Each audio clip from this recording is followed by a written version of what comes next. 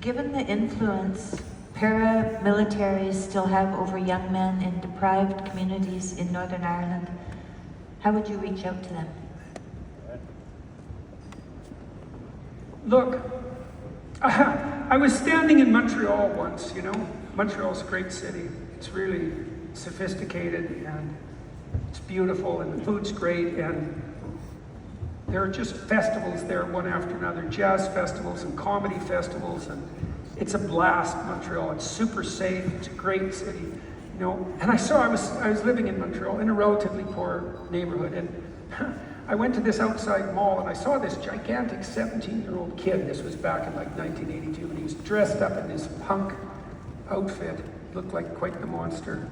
And he was standing there in this idiot mall, in some idiot shop, holding 2 pink shopping bags and looking like, oh my God, you know, like a complete anachronism. He's like 3/4 Viking, and he's standing there with like 2 pink shopping bags looking like a fish out of water. And I thought, you know, if somebody came up to that kid and offered him a real adventure, he'd take it in a second, even if it was dangerous.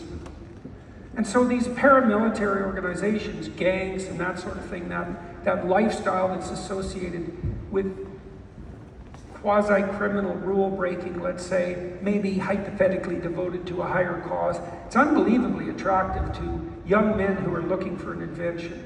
Well, they have to find a better adventure. And they're not going to find it in a kind of stultifying security. You know, if you're attracted to that sort of thing, if you're attracted to false adventures, and that would include drinking, for example, which is definitely a false adventure, you haven't taken on enough burden in your own life. You know, you should be trying to do something that's so difficult and worthwhile that you don't have any time left over for foolishness. And that's right there in front of you, man. The world is full of problems to solve, and one of the things you have to do with young men, for young men, is to call them to adventure. Say, look, kid, of course you need a higher order meeting. It's no bloody wonder that Andrew Tate is attractive to you, for example. You want to be a brain-dead, overweight loser languishing in the basement somewhere doing nothing? You know, at least people like Tate offer this fighting narcissism that compels young men out into the world. Now, it's not the highest order calling, but it's not giving up, self-castrating and dying. Well, there's much more to life than false adventure. And the trick to that, in part, is responsibility.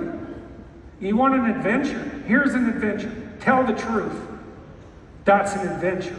You have no idea what will happen if you tell the truth. You'll be shocked non-stop. And there's no difference between that and an adventure. And take on responsibility.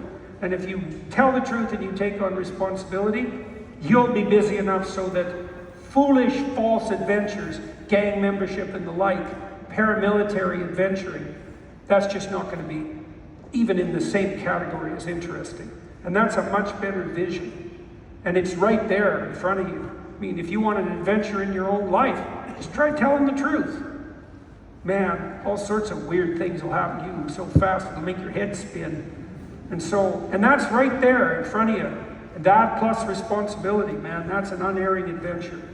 So that's better than violence. You know, even though maybe you could make the argument that violence and the capacity for violence is in itself preferable to a nihilistic suicidality. You know, that's one form of hell compared to another, but it's nothing compared to the real thing.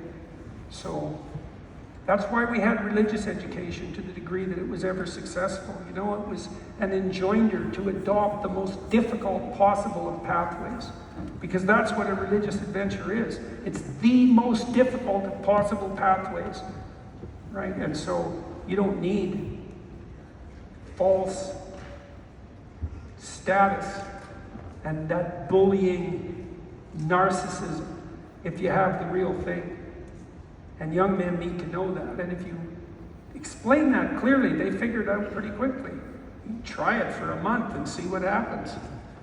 You know, I've had thousands of young men come up to me and say, well, you know, I started to take responsibility and started to tell the truth, and boy, things just got way better real fast. And you know, I was homeless or I was in jail 3 years ago, and now I have a job and I have a girlfriend and I have a baby and I have a house. It's like, I don't know what's going on. It's like, well, you know,